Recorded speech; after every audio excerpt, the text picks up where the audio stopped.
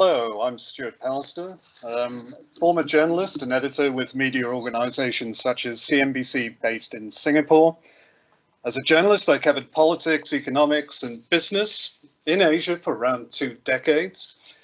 And over the past 13 years, I've been working for major business schools such as INSEAD and NUS Business School in Singapore.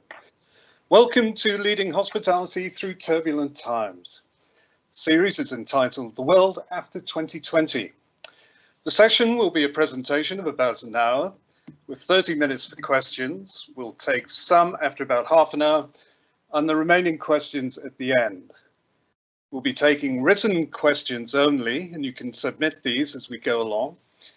And before we start, just a reminder that the session will be recorded and will be available on the Moodle platform afterwards.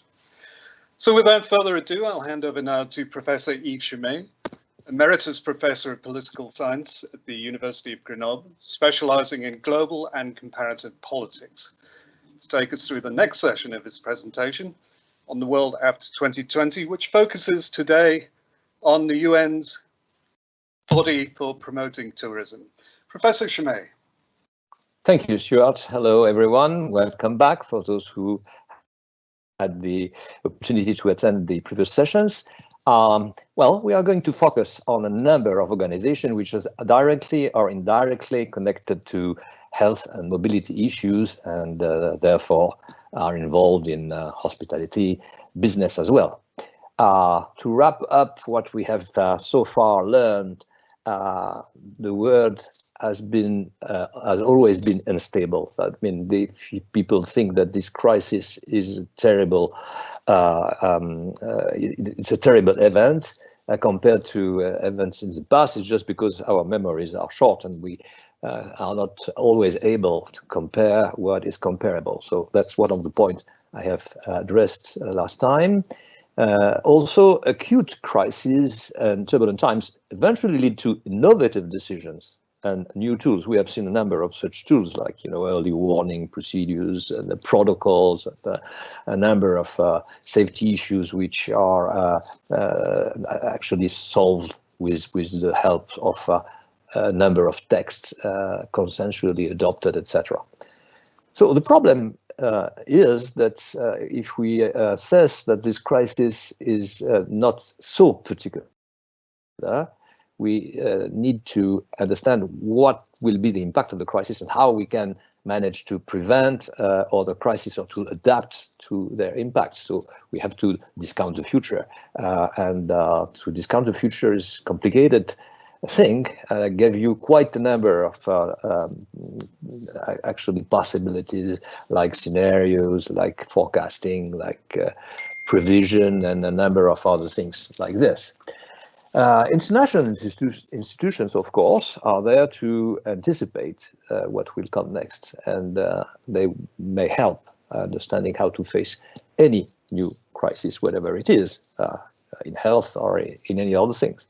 There are quite a number of issues, by the way. We have seen this last time. Now, this time, I'm going to focus on a number of organizations, among which the organizations that are dealing with the hospitality business. In particular, the UNWTO, which is not the WTO, World Trade Organization, non-UN, World Trade Organization, which is specialized in free and fair trade. It's the organization associated to the UN, which focuses especially on the tourist issue. And there are other organizations which are private and reflecting the concern coming from the business about hospitality issues and try to lobby in the forums in which the World WTO and the others are, the UNWTO and others are involved. If you look at mobility, first, there is a very large network of IOs. I mean, the things that we have probably now underlined in the first sessions was that international organizations matter, but they matter because they are constituting networks. I mean, you may, for example, discard the decisions made in one forum, for example, the WHO or the WTO or others, but it's really uneasy to absolutely disregard whatever comes from a bunch of organizations working together. So let's start with this one, the UN WTO. The headquarters are in Madrid, and you immediately see that there is a problem because they are so poorly funded. 25 millions, it's quite nothing, actually. I mean, what we can do is this. The French transportation railway company is going to lose $35 billion this year, possibly. So, we are in quite a different type of scale. But with this very tiny amount of money, which should be actually increased, because you have to consider that people who work for the organization are actually paid for by the countries which send them to the organization. So, for example, Switzerland is a member of this organization, and they send staff people, and these people are paid by the government in Bern. So they are focusing on what? They are focusing on tourism, of course, broadly speaking, but especially sustainable tourism. I mean, that's the important thing, because they are connected to the agenda of the UN, which is the SDG, the Sustainable Development Goal 2030 agenda. So they work on pollution, for example. If you have touristic activities, then you should avoid to pollute the places you visit. They are also concerned with protecting the cultural heritage of the country. It's an attraction, but also a problem. And they're also focusing on ethical tourism. Well, ethical tourism means that, for example, you will not go to a country in which there is a concern for, a focus on sex activities, and people are going there especially to enjoy this very particular type of service offered. But it's also about the fact that children should not work because they are protected by the International Labour Organization and its laws, etc.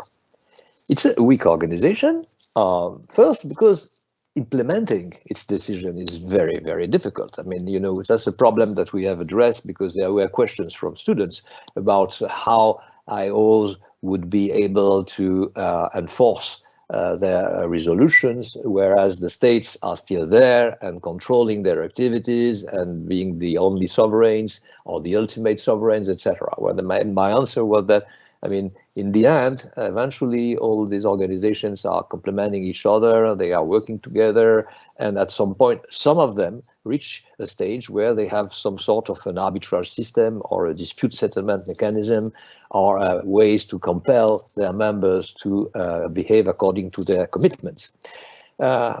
Still, in the realm of hospitality, there is very little implementation rate, very low implementation rate of the decisions made, which are more or less recommendations. So it's an underdeveloped section of the UN activities, and about hospitality and tourism and mobility and, of course, health. They play a role which is probably much lower than the role they could play in the future. So it's just the very beginning, actually. They also are facing intercultural constraints. That means that, it's very delicate to address some issues like children labor, like gender balance, like the possibility not to harm people who have religious beliefs, etc. And so this, of course, is putting some stress on the deliberations at headquarters in Madrid. They also have, as any other organization, they have issued a number of drafts about the current crisis. And this is just an excerpt of one of the latest one. Tourism must be recognized as a key pillar for building a better future in all world regions. Past recoveries remember what I've just said previously about the fact that this crisis were repeated time after time. Past recoveries prove that the importance of our sector cannot be overstated. Well, that's more or less Washington speaking. We don't even actually know exactly what they have in mind when they say this, but the idea that the recovery is coming. So keep confidence in our capacity to settle these critical times. The UNWTO is of course an imbalance, and as you see here, or probably difficult to see in detail, but I mean the main lesson to draw from this is that there are countries which matter much more than they should according to their weight on the world map, and the size of their population, and even the size of their tourism. Although we all know that Spain is one of the top destinations of people in the world. And so you see Spain, because also the headquarters are in Madrid, but Morocco, before just one step before Spain, and China, because it's really too big to be ignored in matter of tourism. And there are quite a number of people who travel there and from there. So they receive a number of supports and fundings from the agency. So it's an agency which works for everyone, even the United Arab Emirates, for example, or Bulgaria, Saudi Arabia, etc., and Papua and New Guinea. But some countries are more equal than all the others. Now, if we turn to food, which is of course related to tourism because of restaurants, hotels, and whatsoever, and also because you wouldn't visit a place where people are starving. So we also find a network of international organizations, and that's quite unexpected because in the mind of a number of people, there is the FAO and there is the FAO, the Food and Agriculture Organization, whose headquarters are in Rome, is working hard to establish from the very beginning, food sovereignty. That means that every country should be able to control its supply chain of food and be able, for example, to ban some exports in strategic sectors and be privileged in importing other very strategic seeds or staples or goods, elaborated goods, etc. So the FAO is, of course, one of the major organizations in the field of food, but it just addresses the issue of food sovereignty. Now, the World Food Programme, which was actually conceived as a way to face emergencies, like when people are suddenly starving somewhere because of a drought, etc. That's about food availability. So if you don't have food and you cannot feed your people, then the World Food Programme would come and rescue you. But there are other organizations which are less understandable, even if you look at the names of these organizations or these activities which have a special status within the FAO or next to the FAO. The Codex Alimentarius, for example, I'll come back to what that means exactly, but it's about food edibility. What you eat should not poison you, and that's also the case of what you drink. And my favorite, the HACCP, Hazard Analysis Critical Control Point. That's about food safety. When you have something which arrives in your plate, it should be safe to eat it. It's not only about the edibility, because you can have an edible food which is help to you, but by whether in a restaurant. But fortunately, it has passed. It's sold selling by date, or there had been sometime a problem of defreezing the component of the meal, etc. And so this is an interesting adventure. Actually, it was really an adventure, because when the NASA wanted to send astronauts very far away in the space, in the outer space, they wanted to make sure that whatever they would have as food or meals would be healthy.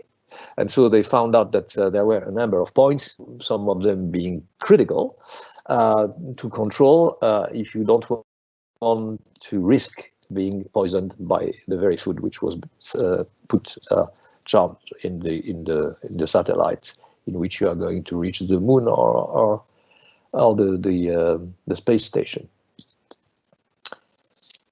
The Codex Alimentarius is setting international food standards. So you don't know that. Of course, we all ignore that there is an organization called Codex Alimentarius, and of course, we also ignore that this organization is intervening in every type of food that we can eat or drink. So the food standards mean that you cannot produce edible food in any context, in any type of situation. You have to respect a number of standards, otherwise you are at risk. So the Codex is a code in which you find quite a number of food items which are considered as safe, provided that some conditions to deliver these food items are respected. And it's like a big dictionary, and this dictionary is made and is improved and updated, not every day, but probably every month or 2 months in Rome. You read this later to give you a much clearer idea of what this Codex Alimentarius is and why it is called that way. So I skip it by now. And I come to transportation. So after food, there is another thing which matters a lot for tourism, hospitality, etc., hotels, which is how do you transport people from one point to another. And here you must have in mind again that there are quite a number of organizations which work together, more or less, like the International Maritime Organization, IMO, the World Customs Organization, less expected here, WCO, the ICAO, International Civil Aviation Organization, more famous in French because it's in Montreal and they are very eager at showing that they respect the Francophonie, so they say OACI. The IATA, International Transport Association, which is the lobby of the business, like the carriers and the industry which is involved, like Boeing, Airbus, etc. And there are a number of business organizations which try to put some pressure on the decision-making bodies of each state and also on whatever can be earned by trying to be introduced into the World Tourism Organization or other, the International Civil Aviation Organization, etc. So I just have some examples here listed on this slide, but there are quite a number, and also they change names because from time to time they revise their perimeter. There are new members, other members abandon one of the existing bodies to reach join another one. But here it's, I would say, the most updated type of lists I could find about this sort of businesses oriented towards lobbying about measures which would be favorable to hotel and restaurants worldwide. Now let's go in depth and see how does it work at the level of, for example, the International Maritime Organization. Well, this organization is again not very famous. Probably most of you haven't heard of it before this morning.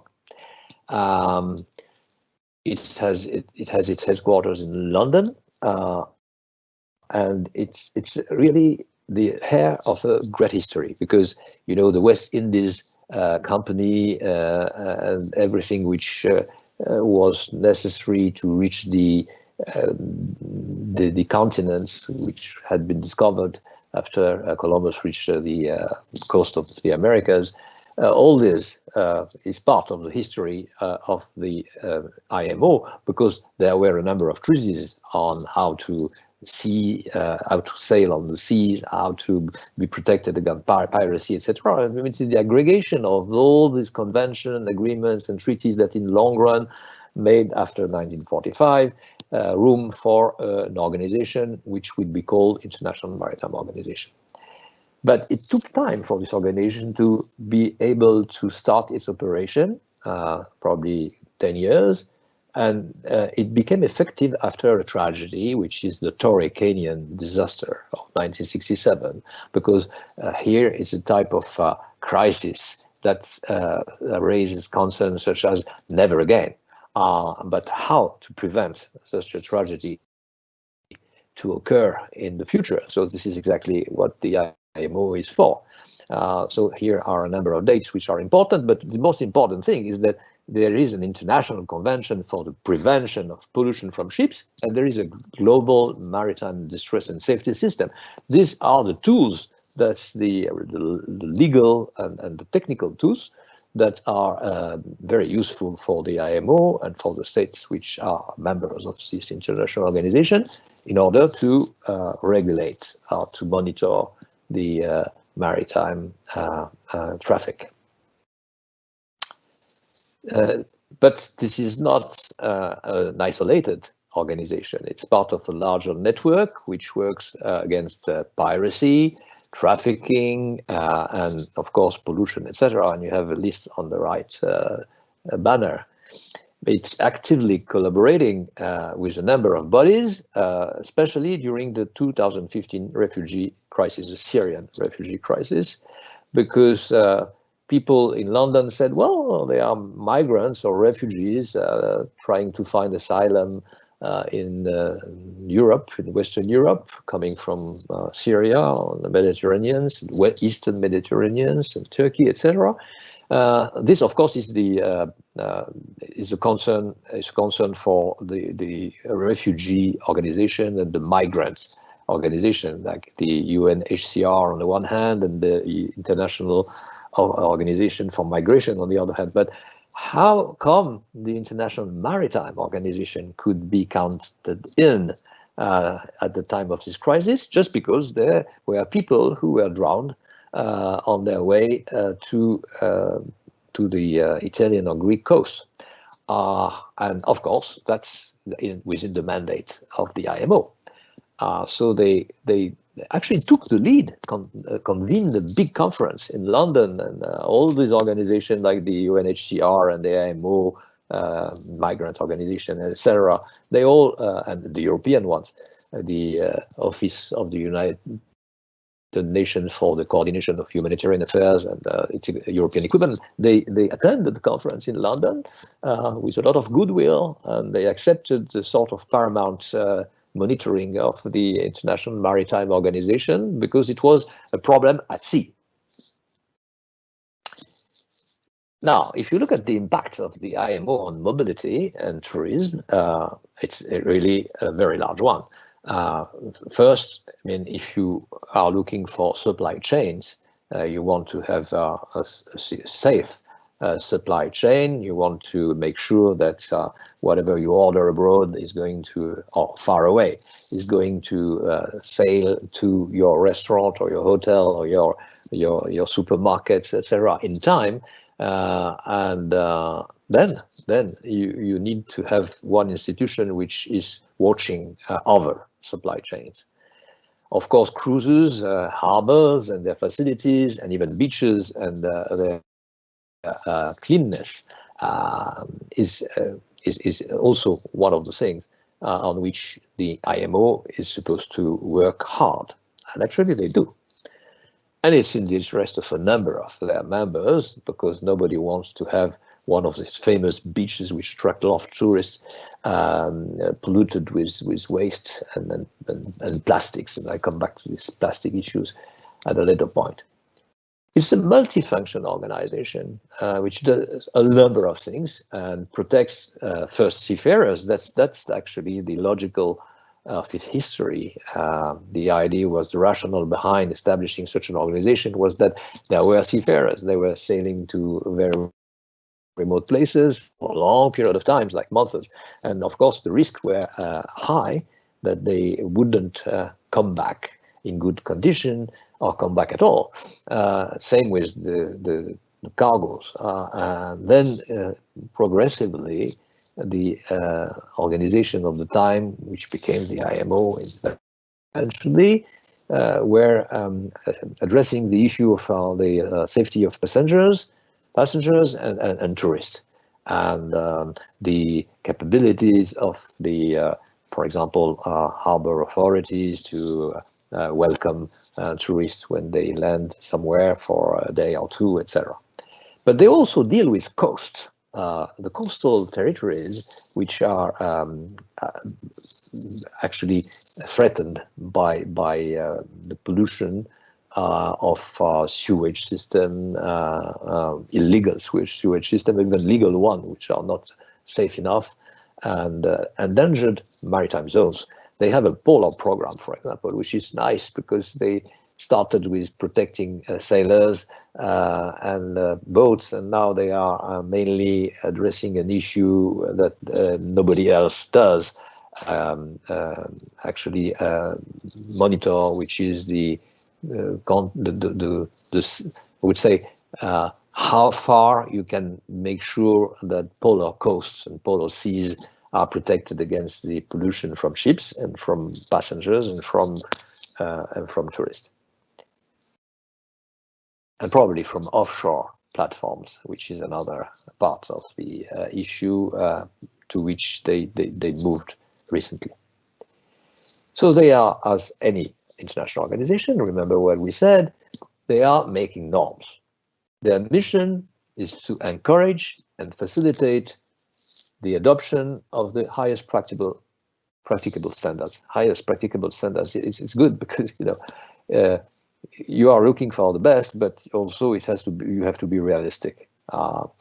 And they are looking for safety and efficiency of navigation, and prevention of marine pollution from ships. That's the mission, the overall objective. So that ship operators, whoever they are, cannot address the financial issue by simply compromising on safety. Now, that's the issue. I mean, you should make probably some cuts in your expenses by making compromise on safety issues. But security, because you don't have people, for example, who are able to protect the passengers and are armed, guard security. And you could also have people who try to make money out of wasting the environment and the seas for their to stick to their business plan. And so this is prohibited. Yeah, I hear Stuart probably. No. Yeah, there are a few questions that have come in. They're all pretty interesting. Maybe first the IMO, because you'd be just talking about that. So one of the questions is, what would be the IMO's role in cruises being widely affected by coronavirus? Well, we saw the Diamond Princess, the issues that they had there, where it ended up being moored outside off near Tokyo, I think. And other cruise liners that have been affected, with passengers being held on board, having to self-isolate and being in quarantine. So what's the IMO's role there with those sort of cruise ships? Okay, IMO is concerned with every sort of passenger ship, whether you just cross the Atlantic or the Pacific or the Indian Ocean to go from one harbor to another, or if you do this because it's a leisure trip and it's organized in this type of cruise ships that are so huge by now. So they are concerned with safety of this ship, as any other ship. If you're looking for a tanker, for example, it's the same thing. They don't make a difference. But here, the difference comes from the fact that there are quite a number of people boarding these ships, and so it becomes a greater issue and a bigger problem. And so, if you look at the website, you see that they have a specific discussion of this issue. I can go. I could send you the link, but if you go to IMO cruises, for example, as keywords, you find it easily on Google. And that means that when there is an epidemic on board, it's exactly as any other threat, like piracy or terrorism, or there is a risk of wreckage because of the insecure navigation of a drunk captain or whatsoever. I mean, it's the same type of issue. They have to address this seriously. It's not because it's about people who pay for having fun. It's exactly as any other type of passenger. So suppose you mentioned there about cruise ship that had overturned. There was the issue of the cruise ship in Italy. Mm-hmm. Where there were various issues and whether the captain was at fault and so on. So that would be in terms of the structure of the ship. Whereas I suppose with coronavirus, it would be down to the World Health Organization in terms of the guidelines they're issuing. Yeah, but they also deal with health, safety, and medical care as well, because as you know, in such boats you have or ships, you have most of the time an emergency room, and you can do surgery, and you also have a quarantine space when people are ill, and before you reach the next harbor. So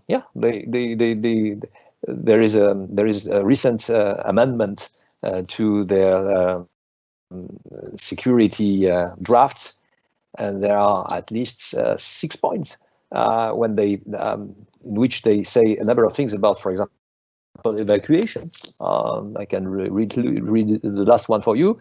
They set the time for orderly evacuation and abandonment, including requirements for the essential systems that must remain operational in case any one main vertical zone is unserviceable due to fire. That's in case of fire. But there is another one in case of health. Oh, well, mainly they say that what works with fire should work with virus. That means that you have a number of procedures that you should apply when you are in an emergency, whatever the cause of the emergency is. And so you just have to replicate the instructions that have been embodied by the people who are trained to do this. Okay, and the other part of the question was that what's the IMO doing about environmental issues regarding pollution from cruise liners? There is an international convention against the pollution at sea, so that means that ships are very much controlled by not only the IMO but the organizations and the governments which have to help it in monitoring what happens at sea. So when a boat somewhere is releasing some waste or oil and fuel, actually, but waste, garbage, and etc., whatever, then they have a system of satellite control, and they will know eventually, probably not immediately, but after some delay, and there will be that's for sure. So they have some leverage, and the proof that they have such a leverage is that the catastrophes of the size of the Torrey Canyon, for example, are rare today. Not to say that nothing of the kind of this scale happened for a number of years. Mm. There were a couple of other questions about the UN WTO as to whether it's going to have to change any of its policies regarding environmental conservation for tourism, for the tourism industry, after seeing, what we've seen in terms of a rapid improvement in the environment, in terms of blue skies and so on. Do you think that's going to be the case? Well, they are very much concerned with the problems that make unlikely that people would visit a place because it's too much polluted. There is this idea that you can now see how Delhi looks like normal times, whereas usually you can't. You can't because there is too much pollution in such a big city. So of course they are concerned with the quality of the air. They are concerned with the fact that when you spend some time abroad, you are not going to be impacted by irritating pollutants or whatsoever.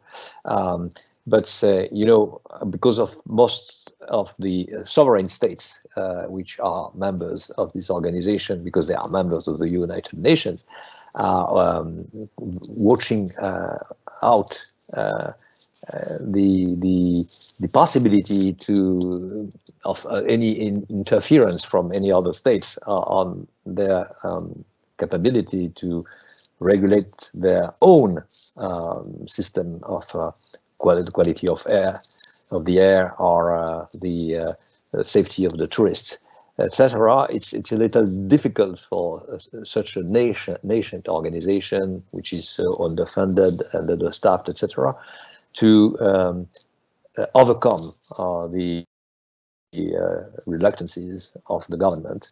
And so it will take time, but it's clearly they are clearly oriented towards the right direction, because it's again in the interest of any stakeholder to make sure that when you visit Delhi, for example, you can enjoy your journey and you will not be sick at the end of the day or at the end of your trip.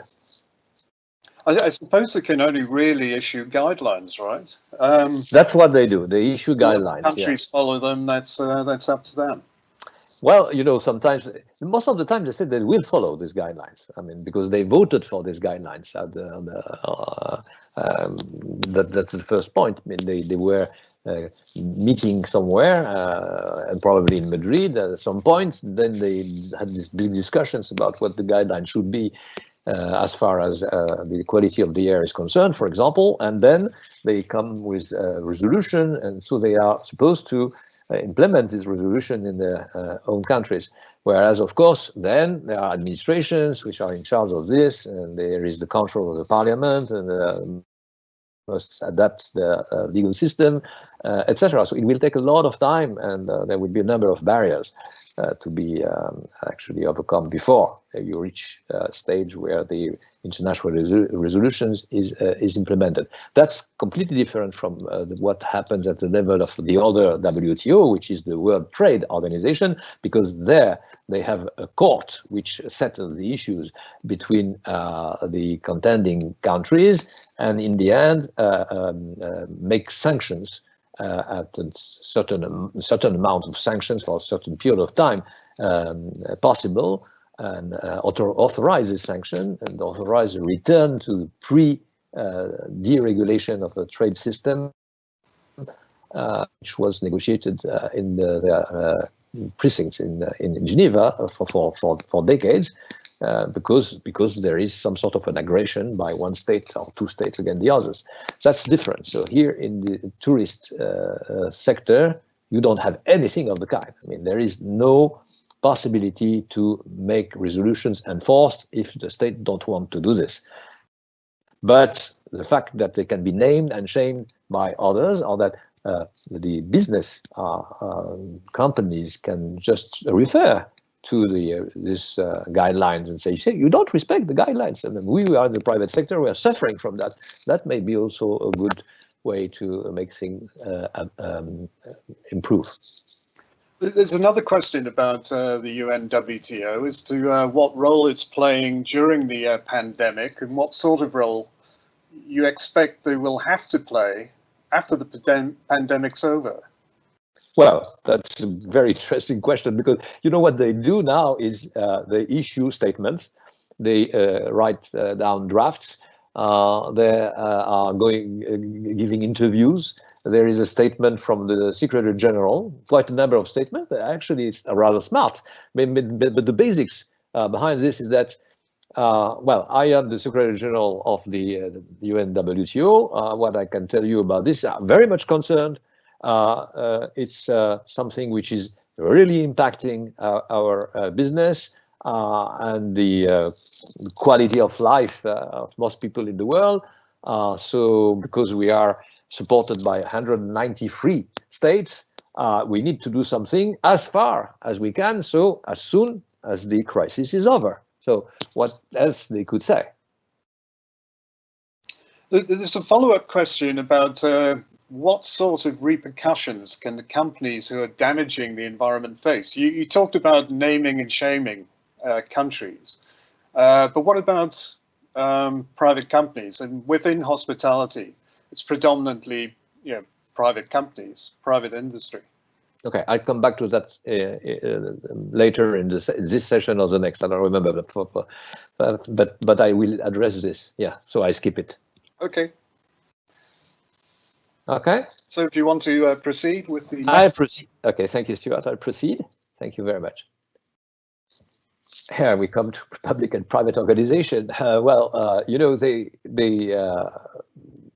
are collaborating again willy-nilly to frame hospitality standards, because the idea is that there is some sort of a race to the top to be the first or the leading stakeholder in the process of reaching a stage where better standards are set and of course respected if possible.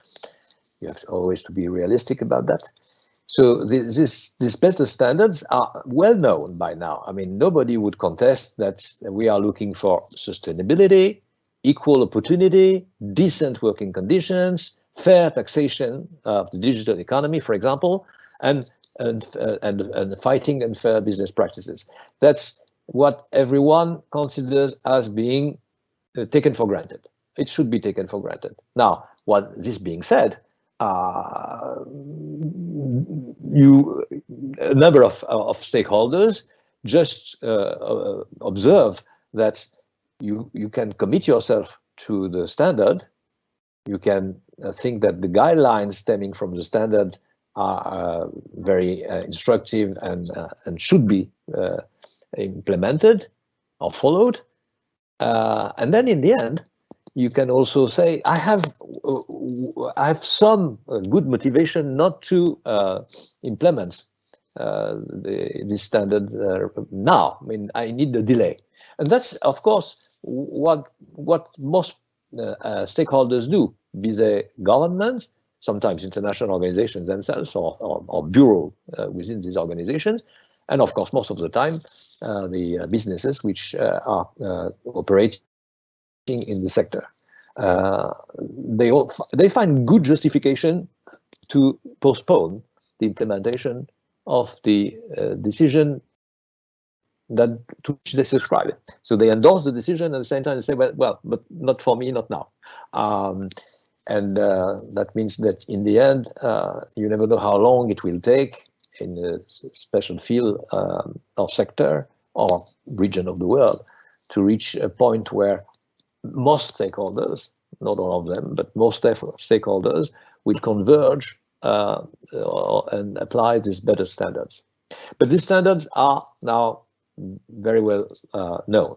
And so that means that if you start opening a business somewhere in the hospitality field, whatever it is, then among the questions that you have ask yourself before starting, these questions will be raised. What can I do about sustainability? What can I do about food waste? Well, you cannot open a supermarket by now if you don't have a protocol about the food waste, especially when you're very respectful of selling by dates, etc. So you want to sell fresh things, but you also have to probably throw out a number of garbage, which are still edible and actually fresh for a couple of days or a couple of hours at the very least. So now there are, of course, protocols or customs, uses, laws, or whatever you can call them, in a number of countries where the supermarkets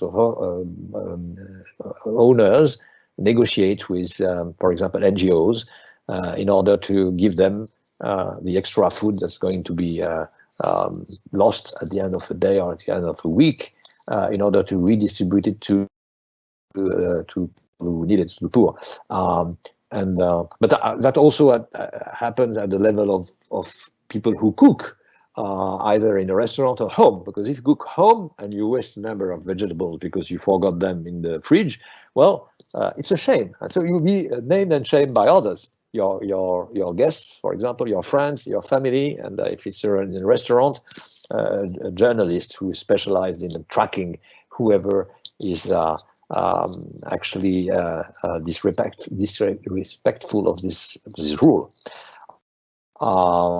And well, trans fat, for example, yeah, well, it's going to disappear probably from the composition of a number of goods that people think are they can eat easily, which won't be the case probably in the future. But there are also visa attribution procedures, which means that if you want tourism to be sustainable, you have to find ways to facilitate visa obtention when people want to visit your country. So there are negotiations which are endorsed and supported actually by the World Tourism Organization, but also by an organization that we're going to meet in a minute, which is the World Customs Organization, because this is a matter of transit across borders. So you see that it's a matter of jointly producing guideline, norms, standards, benchmarks, and in the end, respecting these new standards, but not anyone or everyone at the same time. It might take longer for some people or some countries or some regions or some sectors to do this. Now, in the mobility field, there are other organizations like the International Civil Aviation Organization, whose headquarters are in Montreal, as I said. It's again a UN specialized agency, as the FAO, as the World Tourism Organization. It was born in 1944 with as the main administrator of the Convention on International Civil Aviation, which was signed in Chicago. So the Chicago Convention needed at the time a body, an institutional body, to make it live and be maintained in the long run and be improved and implemented by all stakeholders. What does the ICAO do is to try to reach consensus on standards and recommended practices, which in their jargon is a SARP, and they have over 12,000 sorts of SARPs in a number of fields. They also promote procedures for air navigation, the bans. So yeah, they deal with SARPs and bans. It's completely non-understandable by rank and file people as we are, but for them it's really meaningful, because this is how they can measure the level of activity they have in their field and how actually meaningful they could be for their members.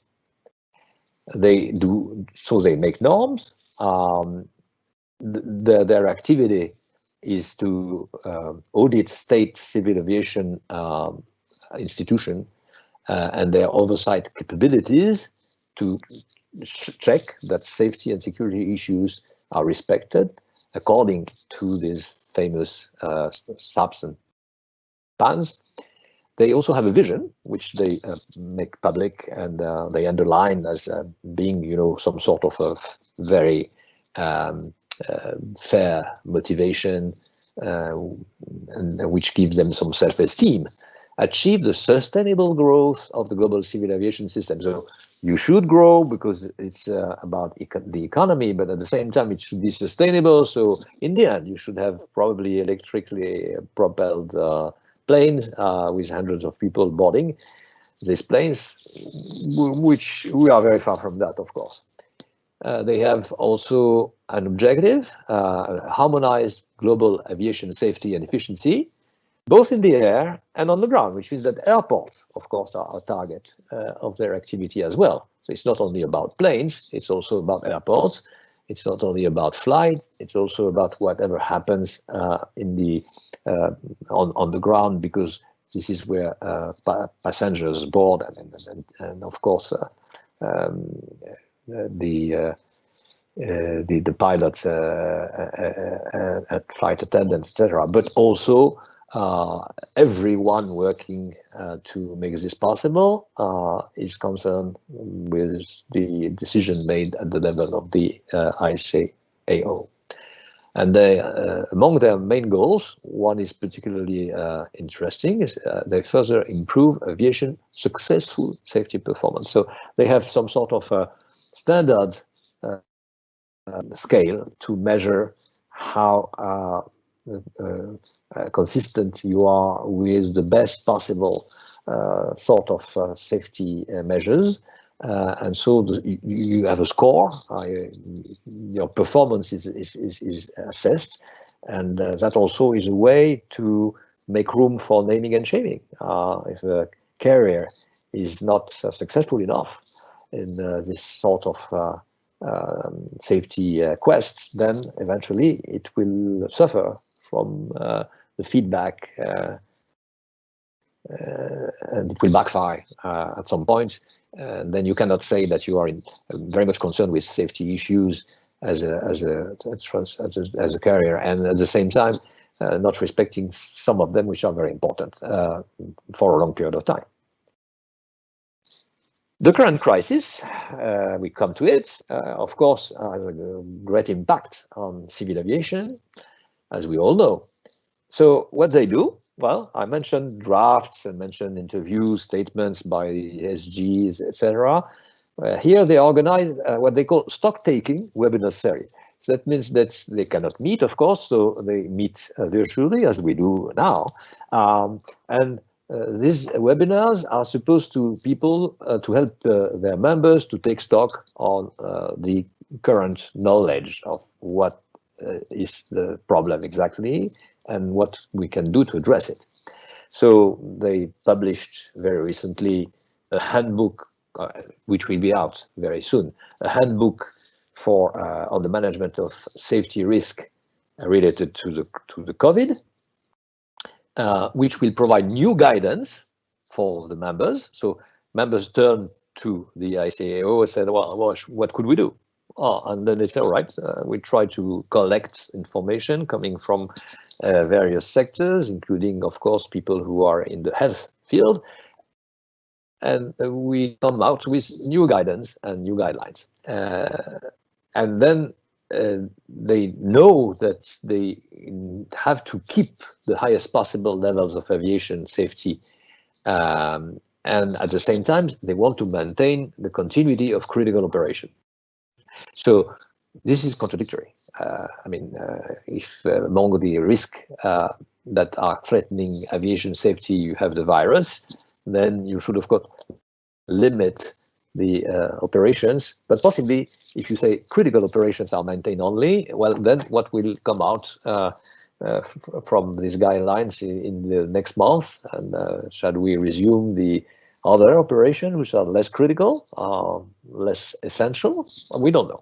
But this is the first step towards saying that we should do something for you. So you see that quite a number of international organizations actually are doing just this before trying to make resolutions, make norms, and try to make these norms enforced by the implementation of their policies, etc. They first collect information from all members.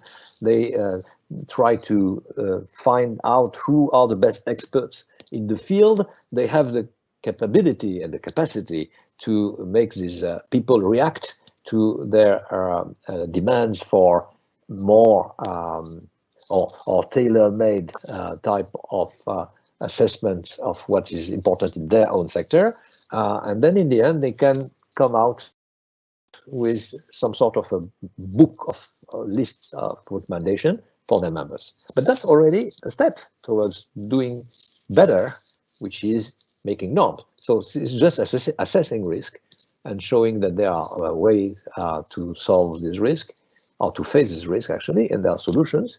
And then they move ahead and ahead and ahead, and in the end you could have something like, you know, some sort of regulation saying that if there is a pandemic, then flights, you could not have flights beyond the critical number of routes and flights that are needed to convey the number of essential goods and services that are much needed in a time of crisis. This is something I'm going to skip, but this is how the next, this is a series, a current series of seminars that they have organized since April 30, and there are others to come, and you may see, if you look at it carefully, after this session, that they mean business, actually. It's probably very helpful for their members. Now, an organization which, again, probably very few people know exactly what they do, if by chance or by accident they know who they are, the World Customs Organization. Well, there would be a lot of things to say about this organization, but again, it's about the contradiction. So you should first control your border. At the same time, you should make room for all those stakeholders who have a stake in crossing these borders, and this is in the interest of everyone. So that's contradictory. About their goals, they have to facilitate the movement of goods, but they should also have an appropriate risk management. So you see, it's well, ideally it should be easy for goods to cross the border, but there is a risk management issue, which means that some of these goods are dangerous, or could be dangerous, or could be unfit due to a number of regulations, national regulations. And there are quite a number of examples of that in the international trade agreements. There are a number of provisions about this type of goods, which should be or should not be allowed to cross the border because of particular regulations, specific regulations. And I mean, what is very popular in the collective memory is, sorry about that. We all do this from time to time, yes, all right. What is very popular is the hormones fed chicken, beef, etc. In the Americas, which are banned from entering the European Union, and especially France, actually. So this is a contradiction. In a way, you want to develop trade, and at the same time, you know that there are some goods which are unhealthy or unacceptable or culturally unacceptable by some people, like possibly pork in Muslim countries, for example.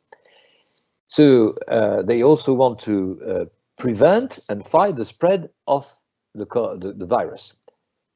Well, the spread of the virus, they of course have nothing to do with the origin of the virus and developing research about how it came out and how we could get rid of such coronavirus in the long run, etc. They just have to fight the spread of the virus. And they also have to safeguard the supply chain continuity. Well, that's a problem because, again, if the supply chain is to be maintained, then the likeliness of the spreading of the virus is great. So what they do to reach such ends,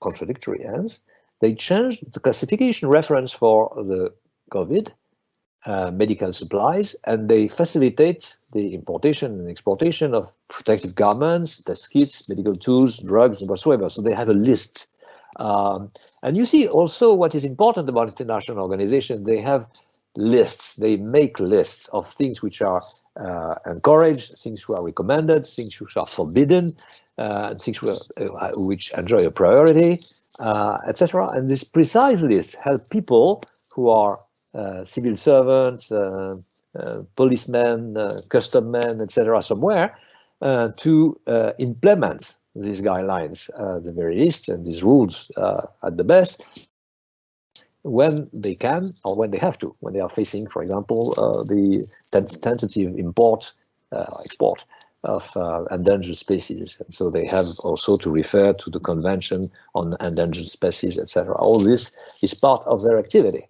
So they play a big role in making people and goods and services move from one country to the others. To sum up, these organizations we have seen have some impact on health issues, and they can help recover from a health crisis because some of their activities is directly connected to a pandemic, for example. Even the most trivial one, like cruise with passengers having fun in the Caribbean. And so in the end, they collaborate among themselves, and they also build together some sort of a response to the crisis. But there are other organizations which are actually directly addressing health issues that we shall see in the next session. So for today, we are going to stop and now trying to discuss together, have a chat, and see what's your demand for a clarification or for a compliment or whatsoever. So Stuart, I'm yours. Okay, there was one other question that came in that was interesting regarding the differences between the ICAO and IATA. What are the other goals of the ICAO? Well, you kind of touched upon it when you started the outlining the different organizations. Yeah, IATA is an organization which is supposed to protect the interests of the business in in aviation, like the companies, for example. So I give you an example. If someone is upgraded on board a plane from one carrier on a line, on a trip from, say, Frankfurt to Montreal, then inspector from IATA can at some point pick this person and then sue the company because they did not respect the protocol to upgrade such person. I mean, this was some sort of favor granted by the flight attendant to someone. So there was a time when you could just travel, probably throughout you have experienced this once or twice, you could travel, and at some point, because of a mess, the airport delay flights which were just postponed or whatsoever, I mean, you were in trouble, or because there was some sort of too much reservations made for the people boarding, and then you would be upgraded in business or whatever. And then at that point, there was a period of time where this was systematically done. And then after a while, there was a IATA regulation saying you cannot do this because, you know, it's an attempt at the rules of free, fair competition. Because if you are very generous in upgrading people, then people will be attracted by a company. They will pay for coach tickets, and they will pray for some incident to have them be upgraded in the upper class. And so they sanctioned this by now. They are very much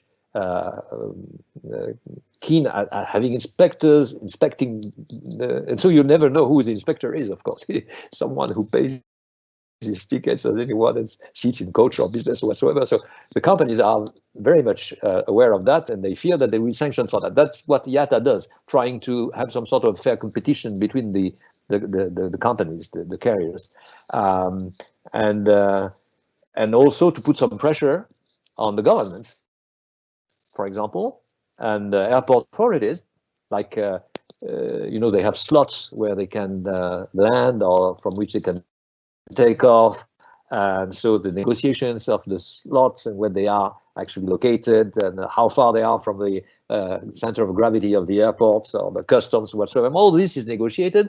And also again, you have to make some sort of to make sure that the competition between the companies will be fair, and for example that the national, like Air France in France or like Air India in India, etc., are not going to be privileged by the local authorities. So that's what IATA does. IATA is really about the fair competition between the carriers within the business, putting some pressure to make sure that the competition is going to be fair, etc.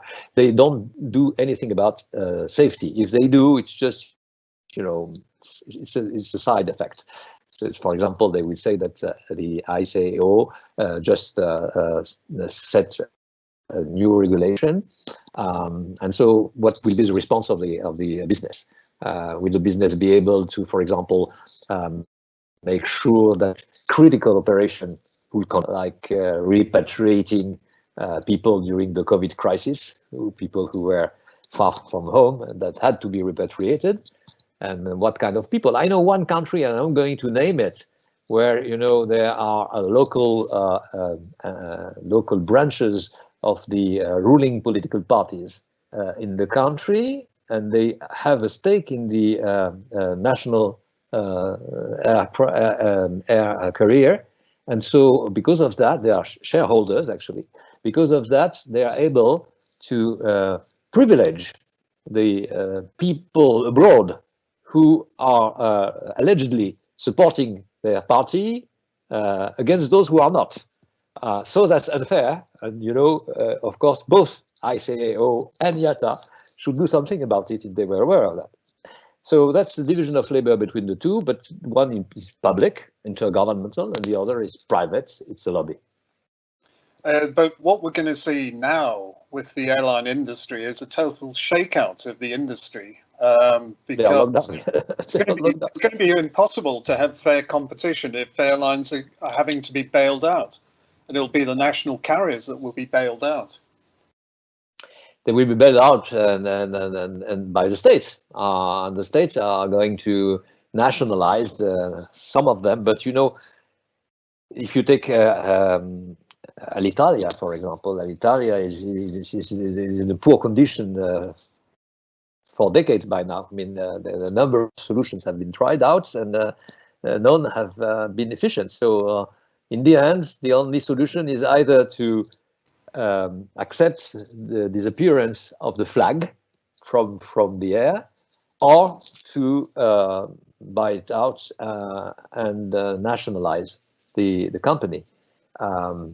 Of course, Air France, for example, as the state has quite a large percentage of shares in Air France, which is enough to control its activities. So they could do with this, or they could try to possess the whole capital in order to make whatever they want in time of crisis, and actually to, for example, make sure that some activities like connecting Corsica to the continent would continue. Same with Italy, with Sicily, or whatsoever. I mean, there are public interest. The public interest is that some activities are not to be placed under the fair competition list of activities. They are not merchant activities. They have to just to exist. And so the state has some rationale to intervene and probably to control all that. Now, other companies will, of course, will be bailed out, and because they are too small, because they have been threatened in the past by a competition in which they were losing market shares. I mean, this is an opportunity to reorganize the whole sector. And I'm sure that passengers and people who are in the hospitality business who depend on the passengers being transported from one place to the next would be very much comfortable if they think that in the end there is no fair competition because safety comes first. So the problem is with the low cost companies actually. You know, if you look at what happened when I was a child, airlines had no class. They just have one service for everyone. I mean, the people who could afford to board a plane were people who were rich enough to have lobster helps during the flight, and mahogany type of wood, wooden panels, etc. And hostesses who were attending their very ultimate desires and whatsoever. I mean, this changed a lot with time. It was good for tourism because quite a number of people could pay very cheap tickets and go to very remote place for sometimes very few days. So you could go from Britain to Thailand for 4 days and come back, and then you will use an extra time when you are vacation to go to Spain for a week or whatsoever. So this probably is going to change. Now, if I were in the hospitality business, my main concern would be to watch my profit, the rate of profit.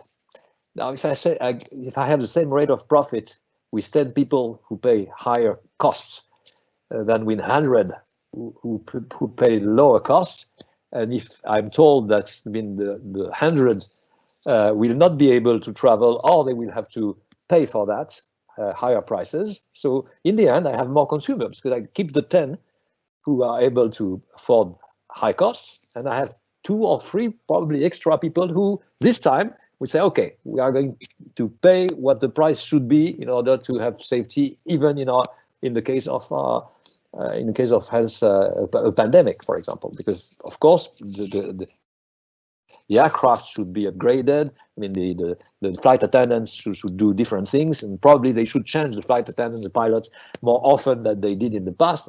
At the very least, they cannot do, as I'm not going to name any low-cost company, but there are a number of them who assign to their pilots and flight teams a number of hours which are much above whatever you get on, say, Lufthansa, which is not my national carrier, so I can say it, or Swiss, and so that's going to change, of course. The reshuffling of the whole economy of the transportation system will occur. Now, the problem is that what will happen, as you mentioned, in the next 3 months, 5 months, or 12 months, that's the big issue.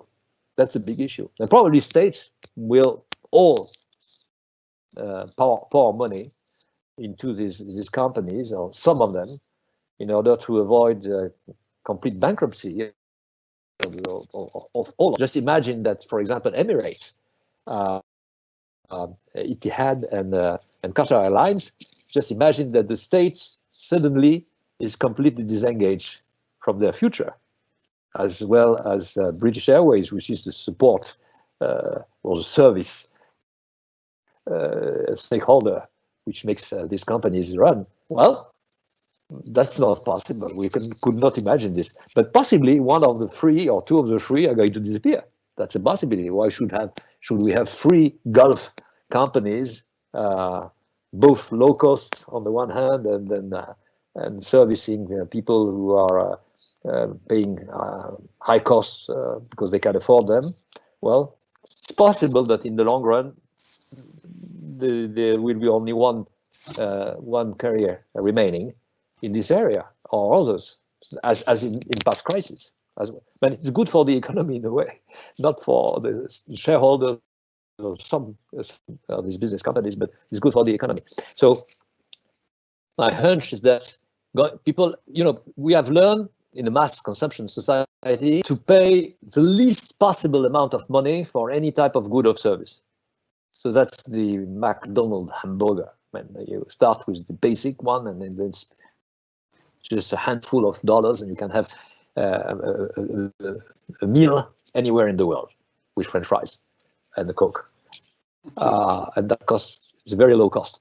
Now, in the end, people should be prepared to buy sandwiches, which are in a way much safer, much more organic, with everything of sustainability is ensured by this type of consumption. In the end, it will cost probably twice as much, but more people than in the past would afford that and would pay for that, because that's the price. When you go to Japan, for example, one of the interesting things in Japan is that every type of item has a cost which is much higher than everywhere else in the world. Why? Because you pay the exact price that you should pay for this item or for this service. Whereas elsewhere, it's either funded partly by the state, there are subventions, or people want to, the margin of profit is really tiny. And sometimes, it's just dumping because you have to get rid of your stock or whatsoever. I mean, quite a number of things, items, goods, services are just sold out because at too low prices. So I guess this is going to change. Well, it's going to be difficult to see how low-cost airlines can survive, because they won't be able to do very quick turnarounds. There'll be a lot more time being spent on cleaning planes thoroughly before they get back up into the air. They're going to have to change the configuration of planes. You may have to take out the middle seats and so on, and have fewer passengers. So ticket prices will rise. Then you have one business class. Then you have only one business class.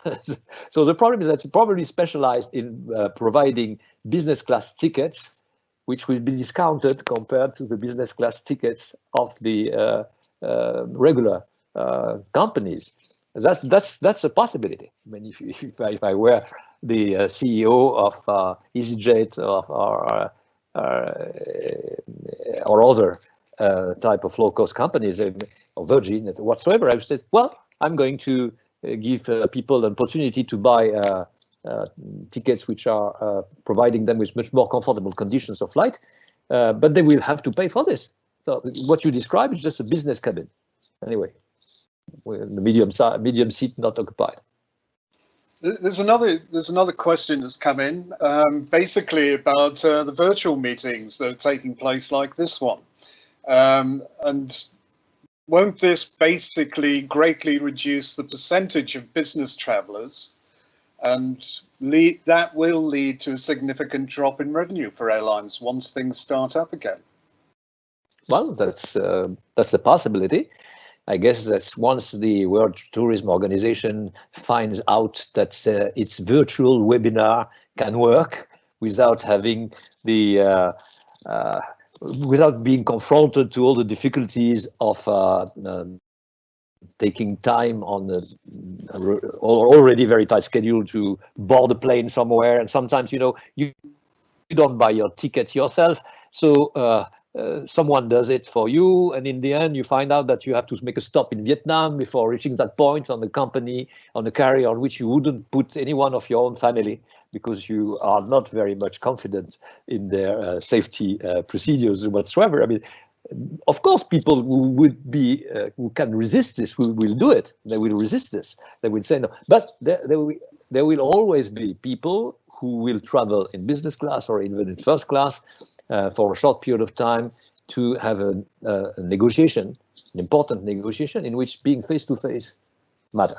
That's not going to change. I mean, if I cannot meet you in flesh and have some extra dime once the negotiation round is over for a while, until the next morning, for example, and then we socialize, we get along together, and we drink together, we eat together, etc. So if we don't have this, then we won't have any agreement. You know that most agreements at the level of the World Trade Organization, for example, are reached by what they call the being in the Geneva noise. That means that you have cocktails, you go to restaurants together. You go to restaurants where there are other people. For example, you are negotiating with, and it's a very difficult negotiation in which you know that one country is particularly reluctant to accept your views, and so you cannot make progress.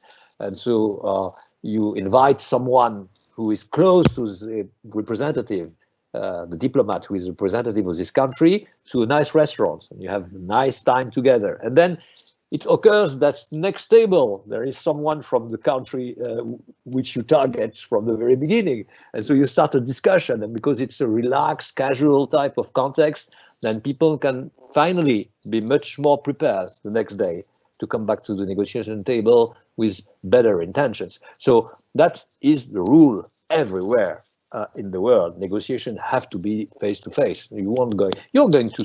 Well, what you can do is just to have some sort of a meeting which is in the procedure. So at some point we have to convene a meeting with people who have this or that responsibility. You can do it on a webinar. Because you already know the people, by the way, most of the time. I was at a conference in Korea many years ago, and the former Australian Prime Minister John Howard was on the next table, so I kind of understand what you're saying.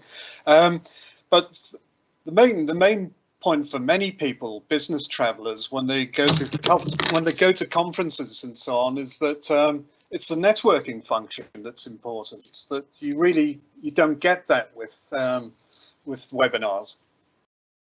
Yes, networking is of the essence, actually, and also because you need a lot of time to network. I mean, networking is not only being able to pick out someone in the audience of a very large conference. For example, I have to meet that person before the conference ends. Was off. I have a good motivation for that. It's also having no motivation at all and getting along with people because we are in the same place for a same period of time, and well, you are a good fellow, and you offer drinks or whatsoever. I mean, the type of life which makes you popular somewhere, and in the end, it happens that one of the people who are very friendly with you by now, because you were very friendly with them at the very beginning, without any obvious reason to be, are now very, very important in the negotiation process or discussion process. I remember once having been a candidate to an election in an international organization, and so I met a number of people. I didn't know that they had a voting right, actually.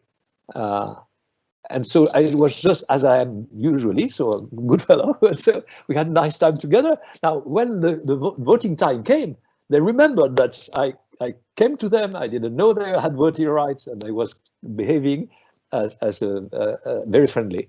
And so that's something which needs time, a lot of time, because webinars are between this time. There is a schedule, and of course there also are a number of other constraints, like the communication, the quality of the communication channels.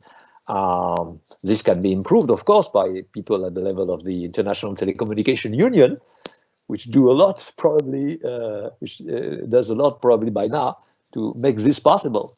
And so far, it works well. But that's not exactly the same thing as meeting people face to face and knowing each and finding that the other is reliable. I mean, reliability doesn't stem immediately or surge from the fact that we see sometimes people beyond the screen. Trustworthiness, I suppose. Trustworthiness, yes. Trustworthiness, that's a better word. Yeah. More appropriate, yes. Trustworthiness. Yes.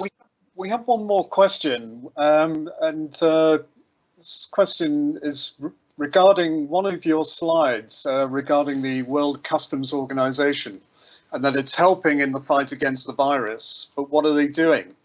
What are some of the concrete steps they're taking? And you mentioned that it's facilitating the import-export of protective gear and so on. Yeah, you can see it now? Yeah. Okay. So there are a number of regulations. Sorry, not full screen. Yeah, okay, I put it in full screen. There are quite a number of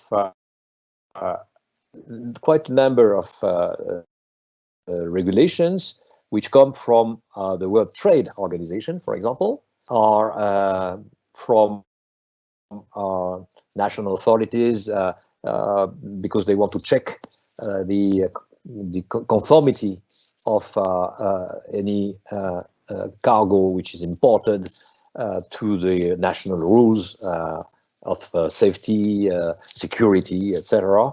For example, because containers can be searched, for example, by Interpol or by the local police, or etc. So, of course, this takes time. It takes time, and there are countries in which, for various reasons, especially towards other countries which are identified as being countries with which there is some sort of conflict or a feud at the time, which are quite slow in doing this. So crossing a border can be easy, or it can take a long period of time, and it can also requires a lot of effort, and sometimes it can cost a lot because you have to pay intermediaries, middlemen, who will facilitate the whole process, and who knows the people, and who knows the context, and who knows the local rules. Otherwise, you won't achieve any end. So this is exactly what is suspended for a while, but not for everything. It's suspended for any type of item which is related to the COVID crisis. So there are, for example, in the list, if you look at the list, where the list is? No, I have the list somewhere. The type of equipment that you may need in a country in which the virus is very active and that is produced elsewhere should arrive quickly, as quickly as possible. So custom control should be relaxed. That's the very idea. So for a number of items, the controls are relaxed, but it's provisional, and it's specific. So it's not going to last forever, and it's not going to apply to other goods in the meantime. So just for that, that's the answer. So that's something they can do, and of course, believe me, it's really very, very effective, because I give you just one example.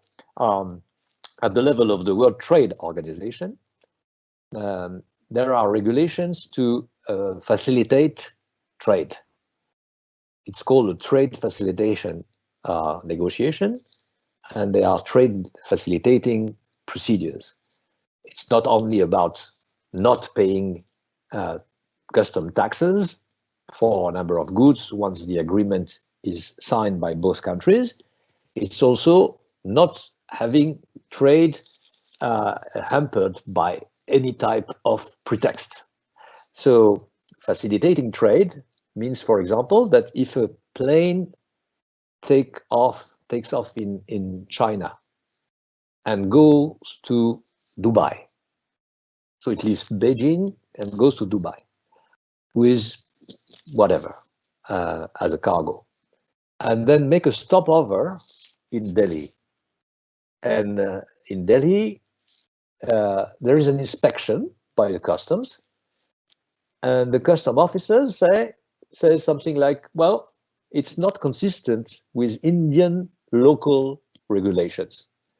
So at that point, there will be a long period of discussions, debates, exchange, etc., in order to let this damned cargo takes off and reaches, in the end, Dubai, which is its final destination. That's a way to make free trade difficult, despite the commitment made by the countries, all the countries, to the principle of free trade. So you have to make sure that these countries will facilitate this the trade of such or such good. And what the customs, the World Customs Organization does is that, again, is as a fair competition among those who are members of the IATA or the ICAO. Here it's again about fair trade. So let's merchandise as a pass, as planned and forecasted in the text that had been signed by all countries involved. and facilitate. And who is the facilitator? The World Customs Organization.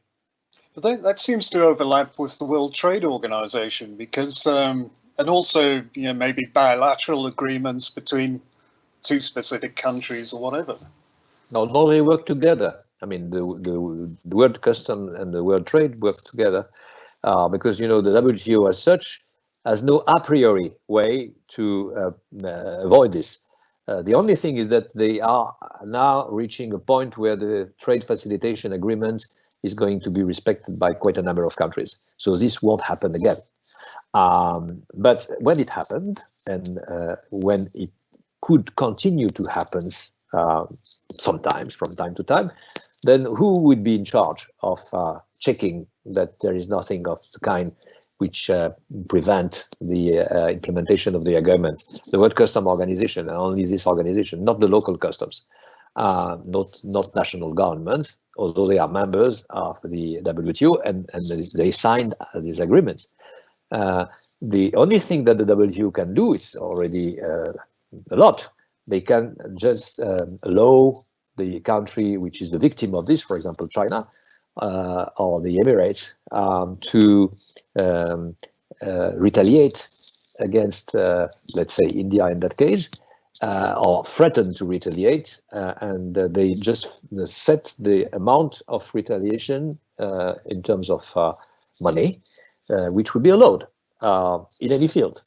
And so, for example, drugs which are produced low cost in India will now have to be taxed 10 times more than they were in the past, until India eventually accepts to lift the type of inspections and the type of conditions set beyond the agreement itself. That's the way it works. So these organizations are compelled to work closely together. Okay, I think we've run out of time, actually. That time is up. Maybe one last question, if possible. In your presentation, you've kind of touched upon hospitality organizations, business organizations that are involved. The hospitality industry seems to have moved very slowly in terms of asking for bailouts, unlike the airline industry. And they seem to have been quite passive in the way they've approached things. Do you have any thoughts on that? We've seen leading hoteliers like Arne Sorensen and the Hilton CEO going to the White House to lobby with President Trump for bailout funds. A lot of hotels have had to close their doors. The similar sort of situation that airlines are facing. Yeah, well, the problem is that they are much less organized than airlines are.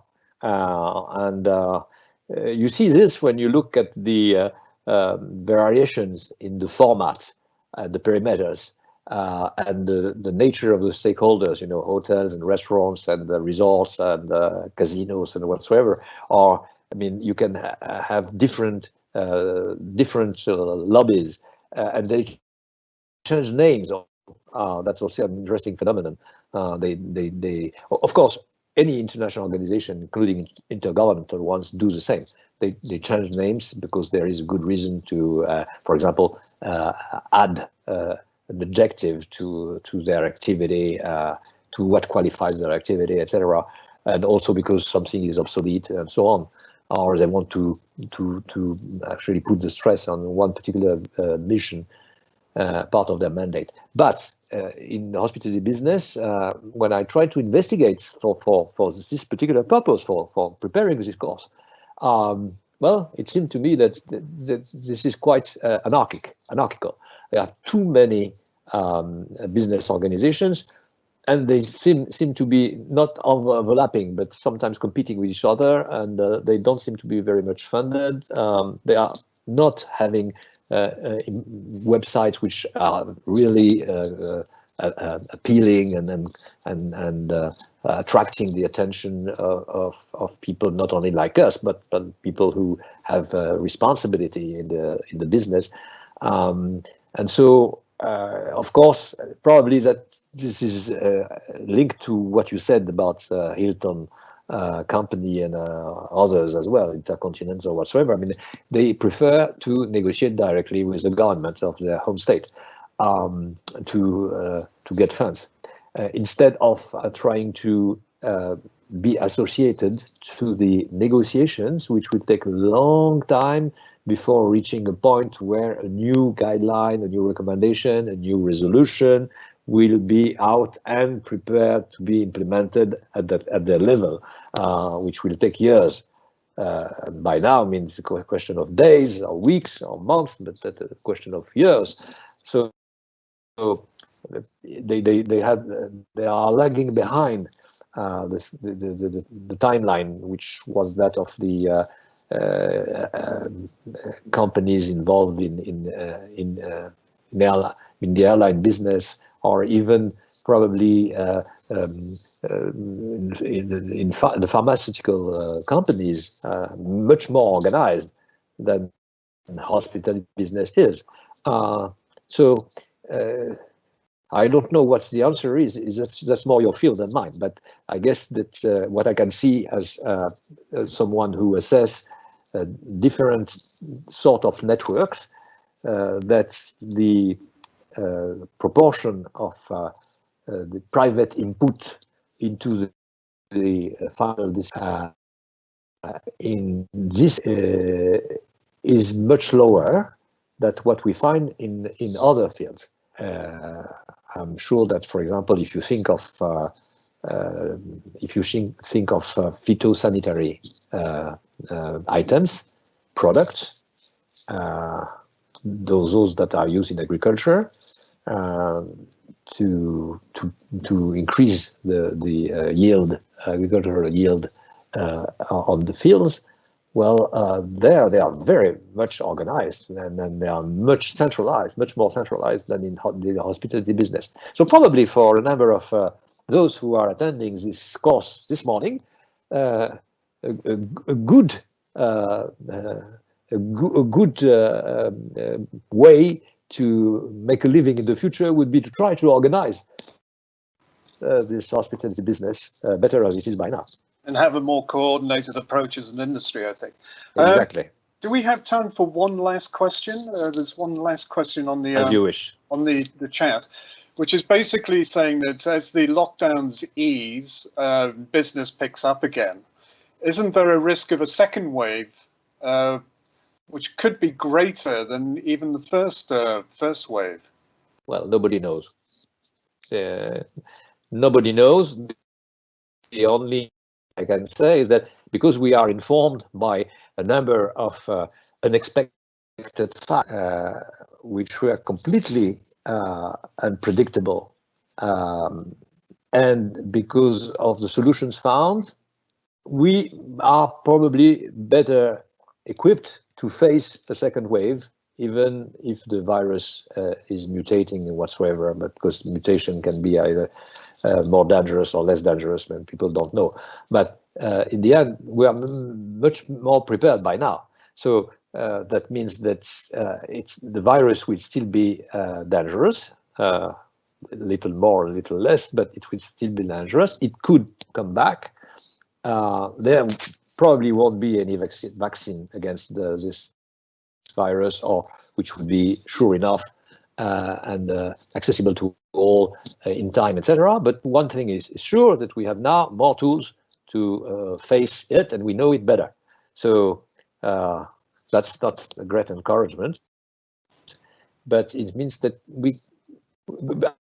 I put it differently. I mean, the problem for the hospitality business is that will people be prepared to take risk, to do things that they think are valuable to them, like going to visit a museum somewhere, an exhibition, big exhibition, going to attend a concert, performance, dancing performance or whatsoever, somewhere, going to spend a few days of leisure in a particular place, going to places like Las Vegas or Macau and play casino whatsoever, having a thalassotherapy. Well, will people who like to do this be prepared to face the major sources of risk that will be on their road for a long period of time. Will I take a plane to go to Japan next October? And the answer is, so far, I don't know. But the more people tell me that if I met the virus somewhere, then I would be cured easily or quickly, and I will recover 100%, then, of course, I can take the risk. The problem is the uncertainty. The enemy here is uncertainty. Now, the uncertainty is reduced. We're going to see this in the next session anyway. Yeah. Reducing uncertainty. Okay, and that's the next session is at the same time on Thursday. So I think with that, we'll wrap up this session. Okay. Yves, thanks a lot. Thanks a lot, Stuart. Thanks Michael. Thanks, everyone.